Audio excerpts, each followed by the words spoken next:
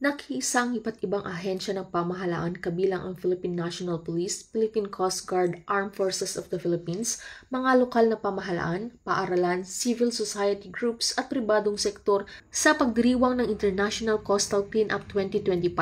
na pinangunahan ng DENR na ginanap nitong ikatlong Sabado ng Setyembre taong kasalukuyan.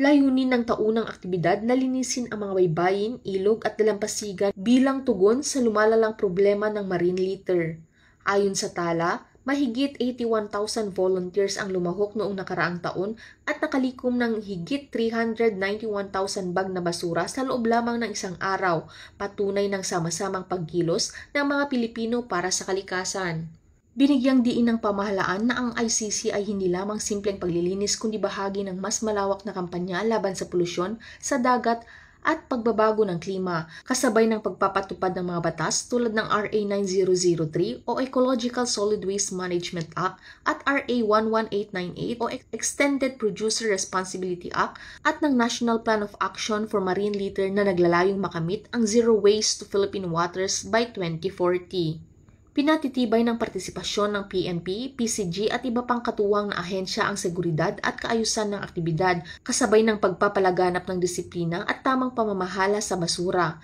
Dagdag pa rito, hinihikayat ang publiko na gawing panghabang buhay na gawain ang pangangalaga sa kapaligiran hindi lamang tuwing ICC Day.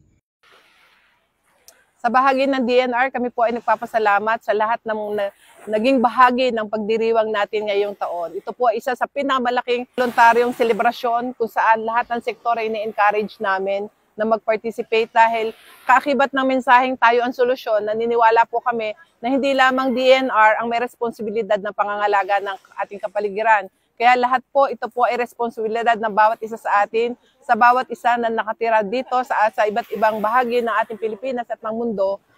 Ito po ay dapat ginagawa natin dahil yung simple pong pamumulot ng basura, hindi lamang po ito simpleng pagtugon o paglilinis ng kapaligiran, kundi ito po ay nagpapakita din na bawat isa sa atin ay responsibilidad po natin na magtulong-tulong at maging bahagi ng lahat ng activities na makakabuti para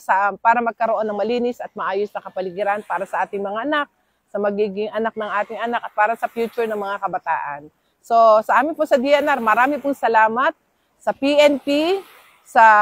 lahat ng mga naging bahagi ng selebrasyon ngayong taong ito at umaasa po kami na sa mga susunod pang taon ay maging bahagi kayo ng ganitong pagdiriwang. Salamat po. Mula dito sa Barangay Lazareto, Calapan City, Oriental, Mindoro, ako ang inyong PNN correspondent, Patrolwoman Christine Lorenzo, alagad ng batas, tagataguyod ng Balitang Pulis.